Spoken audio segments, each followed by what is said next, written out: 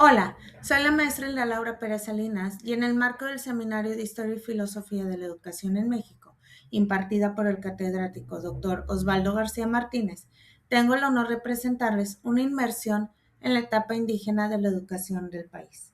A través de este análisis exploraremos cómo un sistema educativo prehispánico, sofisticado y riguroso forjó a los individuos, sostuvo al poderoso imperio mexica y finalmente sentó las bases para la transformación educativa que se gestó tras la llegada de la conquista.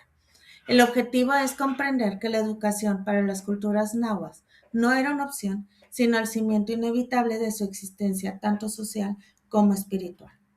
Cabe recalcar que lo que sabemos de la educación prehispánica proviene principalmente de crónicas que datan del siglo XVI, escritas principalmente por frailes franciscanos y por algunos indígenas alfabetizados, y la mayor cantidad de información viene del náhuatl. Aunque en México antiguo no existía la escuela como la conocemos hoy en día, sí había un sistema educativo formal, obligatorio y estructurado, especialmente en esta civilización. Y este sistema surge por las necesidades sociales, religiosas, militares y económicas que había en el imperio.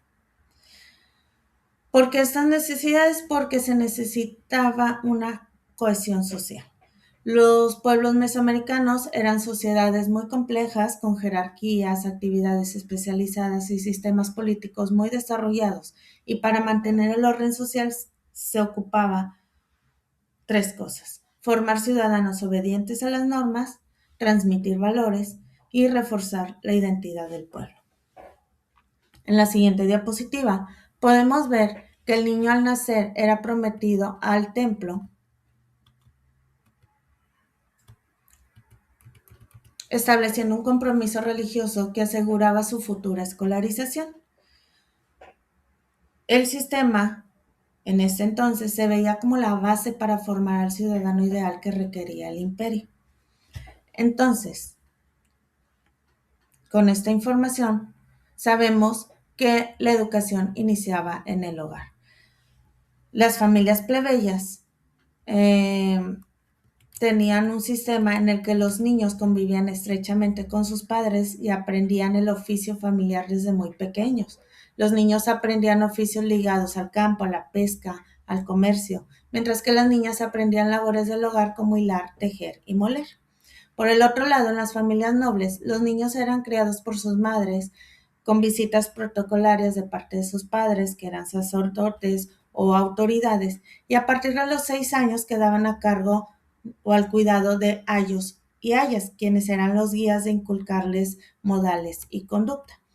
Todo esto se lograba mediante una disciplina muy rigurosa en la que incluían castigos severos, tanto físicos como simbólicos, como los golpes, la exposición al frío, la inhalación de humo de chile, perforaciones en el cuerpo, etc.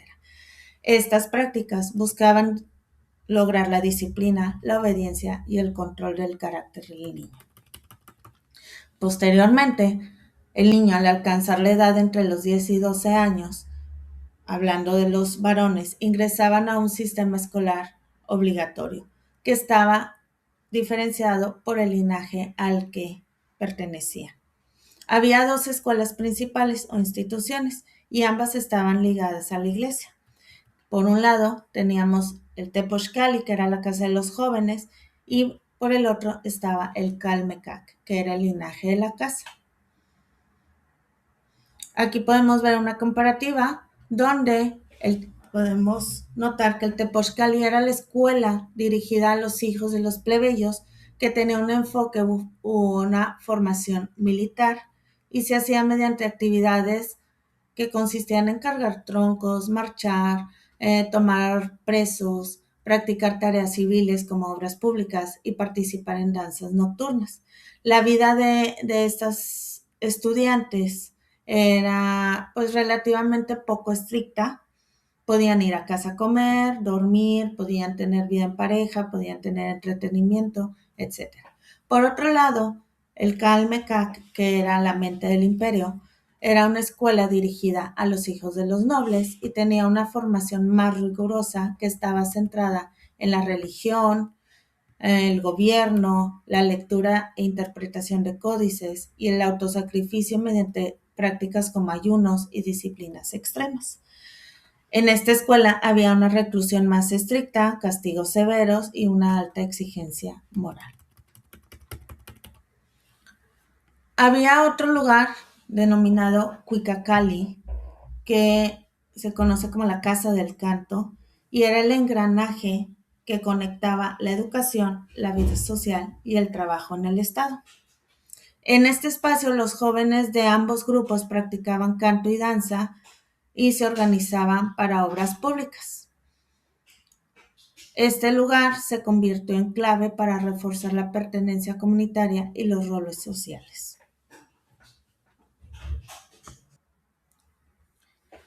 En este lugar podemos ver que los jóvenes durante la noche practicaban el canto y la danza que después eran ofrecidos tanto a rituales como a fiestas religiosas. Y en el día se reunían para cada quien cumplir su rol. Los plebeyos estaban a la espera de recibir órdenes para las obras que se debían de hacer públicas y estas órdenes eran dadas por los jóvenes nobles del Calmecac, quienes actuaban como supervisores de estas obras. Esta escuela en sí practicaba la división social porque cada quien aprendía su rol dentro del Estado. Luego viene el papel que jugaba el maestro. El maestro era visto como quien hace crecer o endurecer al niño. Su función combinaba enseñar, hacer correcciones morales y la disciplina. Los oficios como la plumaria, la orfanaría, la pintura, se transmitían en talleres familiares, no en las escuelas. Entonces el aprendizaje resaltaba la idea de formar rostro y corazón, que significaba formar la personalidad, la sensibilidad y la expresión a través del arte. En cambio, viene el tema del papel de la mujer en la educación. Las mujeres tenían una educación más limitada, estaba ligada al hogar, oficios domésticos, ciertas tareas religiosas, la crianza de los hijos, etc. Existían espacios como el Ixpuxcali, que era la casa de las doncellas, pero no todas tenían acceso a ellas. En esta escuela a ellas se les enseñaba pues a atender al templo, como barrer, encender el fuego, presentar ofrendas, etc. No incluía entrenamiento militar, sin embargo, sí era muy parecido a la educación impartida en el Calmecac.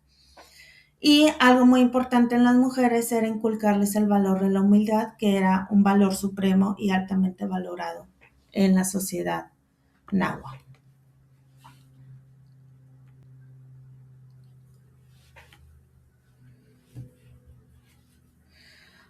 Una herramienta muy importante para la educación en este entonces fue la retórica o la palabra. La palabra tenía mucho valor. ¿Okay? Los consejos y los discursos eran fundamentales para la transmisión de valores y enseñanzas. Tanto padres, maestros, sacerdotes y gobernantes utilizaban discursos muy extensos y formales para orientar, corregir e instruir. Había discursos para el ámbito familiar, para lo educativo, para lo profesional, religioso, político, etc.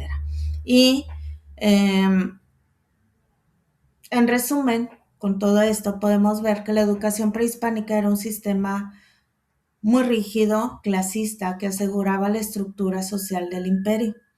En la etapa prehispánica, la educación estaba intrínsecamente ligada al Estado y a la religión, y su principal objetivo era formar al ciudadano ideal, dotándolo de rostro, de corazón, a través de una disciplina rigurosa y la enseñanza de la palabra antigua.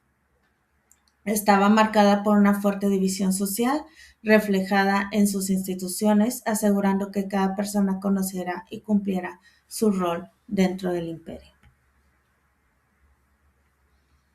Después de todo este sistema ya establecido, viene una situación que marcó definitivamente, que fue la conquista. La conquista vino a interrumpir todas estas prácticas, vino a romper la civilización mesoamericana, y con la llegada de los frailes en 1524, los franciscanos iniciaron una educación formal usando las lenguas indígenas para dar la instrucción religiosa. Se crearon instituciones educativas indígenas. Estas instituciones permitieron que se conservaran saberes indígenas mientras que se incorporaban nuevas enseñanzas de estilo europeo, y el nuevo objetivo era educar para evangelizar. Los frailes franciscanos iniciaron la enseñanza cristiana en náhuatl.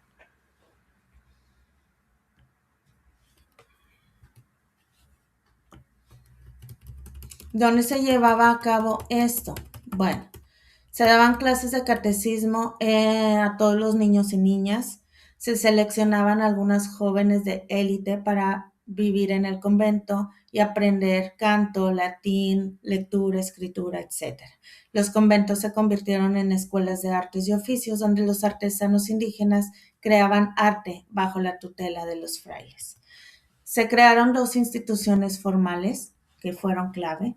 Tenemos San José de los Naturales en 1527, que fue fundada por el fray Pedro de Gante y se enfocó en enseñar oficios europeos, adaptar los oficios indígenas, como el arte plumario, y a temas cristianos. Por el otro lado estaba el Colegio de la Santa Cruz de Tlatelolco en 1536, que era una universidad para la élite indígena donde aprendían latín, retórica, filosofía y medicina. Y el objetivo era crear una élite letrada capaz de asegurar la nueva cultura. Aunque la conquista rompió muchas estructuras, también permitió que tanto lenguas, técnicas y tradiciones indígenas se mezclaran con las europeas, formando la base de la cultura novohispana. La educación entonces no fue solo un pilar de la civilización mexica, sino también un campo de batalla cultural y una herramienta de transformación durante la transición a la Nueva España. En pocas palabras, con la conquista este sistema se quebró, pero sus cimientos no desaparecieron por completo. Los españoles usaron hábilmente las estructuras y la élite educativa indígena para cimentar la nueva cultura y la fe cristiana. Fue un periodo de ruptura, pero también de adaptación y síntesis cultural. La educación entonces no solo fue vista como un pilar de la civilización mexica, sino también como una base para forjar